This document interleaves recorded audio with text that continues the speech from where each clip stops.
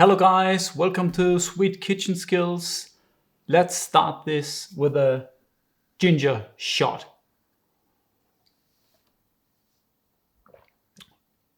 Oh my god. Welcome.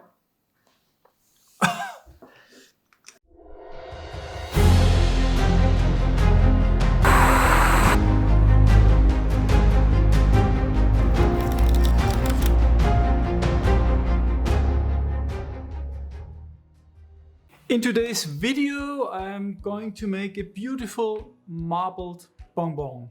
I use these 3 chocolate, link is in the description, and I use a 40mm sphere mold. Right now I'm tempering 3 chocolates at once. If you want to know how to temper chocolate, watch this video. The white chocolate I added 10% extra cocoa butter, and the dark chocolate are also added 10% cocoa butter. The Zephyr has 39% fat, so it's liquid enough for me.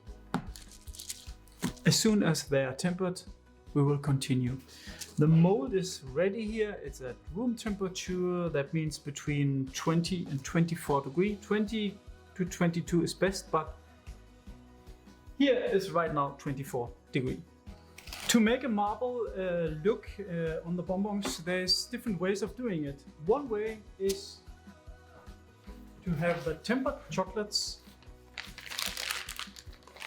3 different kinds in one big bag.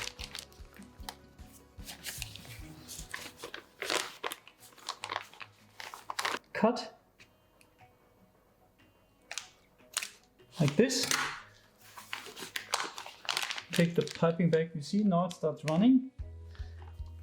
And now I will try to hit the cavities.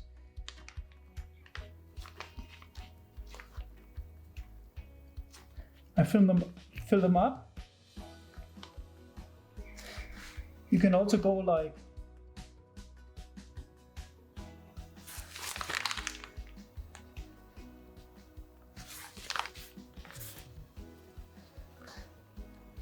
they're filled up.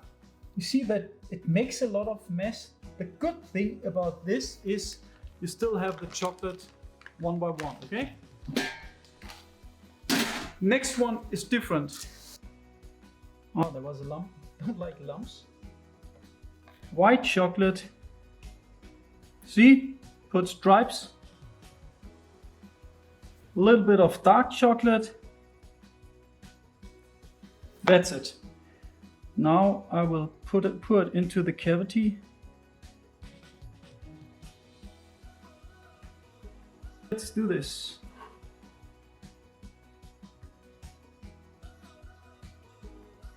See, you need to work fast. They're all gonna have different designs. Important is to fill them up. That's it. Because of the heat in this room, I could wait quite a long time before emptying my bonbons. So now, oh, beautiful, very beautiful. You can see the design already here. These shells are going to be very thin because the mold is warm, the chocolate is warm, the room is warm, so very nice and thin bonbons.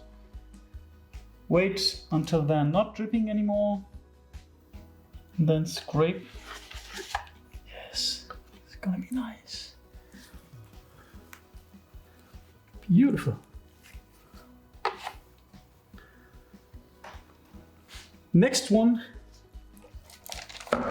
is this.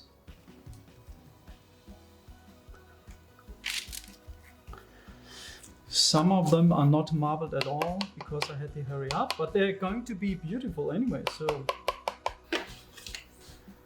it goes inside the fridge, best at 16 degrees. My fridge is at 5 degrees Celsius, so I will put it in there for 10 minutes just to set, and then I will put the filling inside. Next up is the filling for this. Now I will make a sexy Bailey ganache. For that, I use the leftovers from the bonbons. I have some Zephyr chocolate, a little bit of dark chocolate in here, some melted Zephyr chocolate, 290 grams of chocolate, of the Zephyr chocolate, and 50 grams of cocoa butter. And I have that inside here already, the cocoa butter. In this way, everything is used.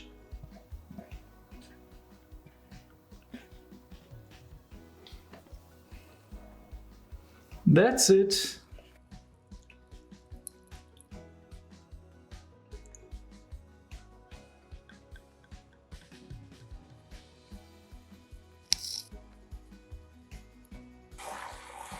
The Bailey coffee infusion with the glucose has just been boiled and oh, it smells so good. Just put it on top and just wait 1 minute and then you can emulsify. And meanwhile, enjoy a good cup of coffee. Oh, it smells so good. Now I will give this a good blend to emulsify the ganache.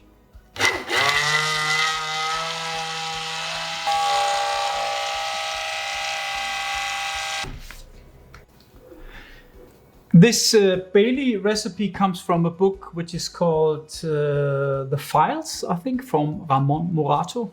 Brilliant, brilliant book. And what he does is amazing. I just put less sugar inside. As I told you, I don't like when things get too sweet. Sugar is also to make a longer shelf life, so I put less sugar inside. So that's it. But the taste here, amazing.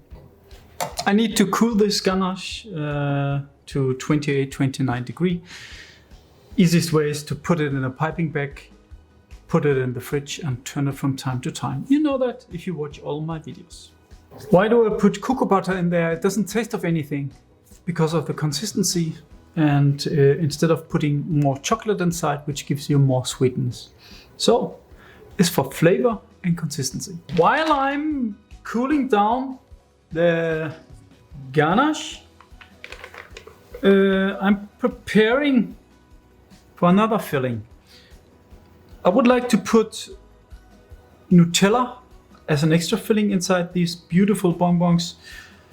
What's even better than Nutella is you can buy this from Callebaut. It's called Crema doppia nocciola. Isn't that beautiful? It's like a hazelnut filling. It's so beautiful. And it tastes so good. Now I fill a little bit of this hazelnut flavored paste at the bottom of the bonbons.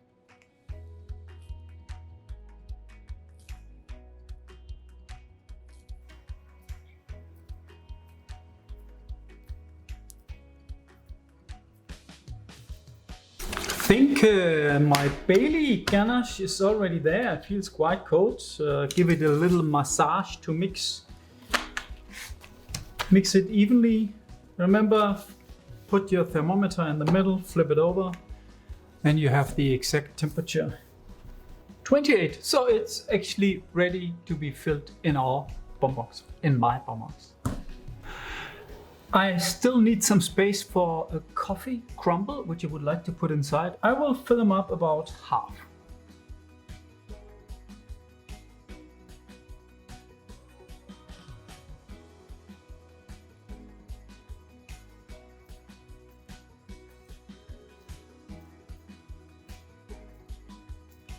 Let's make the coffee crumble. Actually, it's quite easy. All the ingredients are just mixed together until you have a crumble.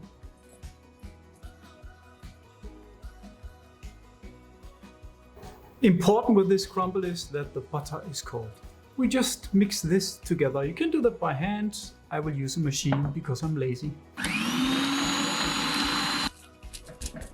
Flatten the dough as much as you can with the palm of your hand. Place baking paper on top. Use a rolling pin and then roll it. You would like to have them like 2-3 millimeter.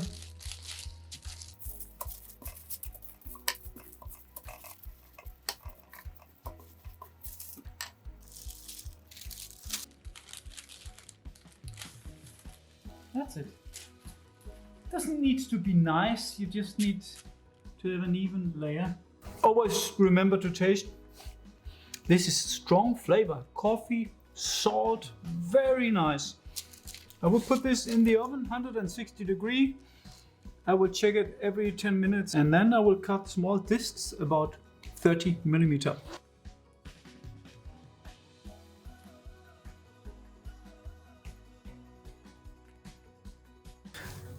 Now it's still warm. I will cut small discs.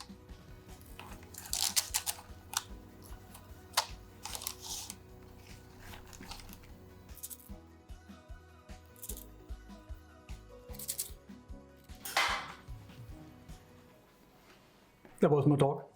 The coffee crumble is ready. I would like to put the crumble upside down so the flat side will be where the bottom is. Okay? And just place in the center, press a little bit. Oh, this is going to be so nice.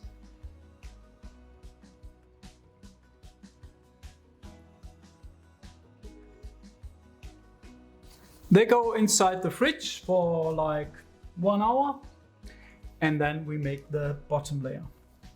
I just want to be sure that nothing happens to my bonbons, so I wrap them in cling film. Next step is to bottoming those bonbons.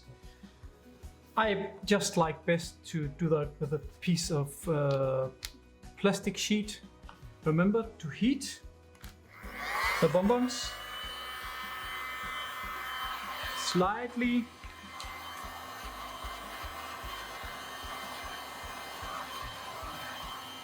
The reason why I heat those bonbons is I want the chocolate to connect better.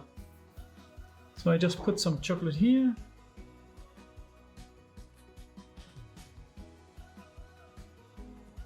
This. On top.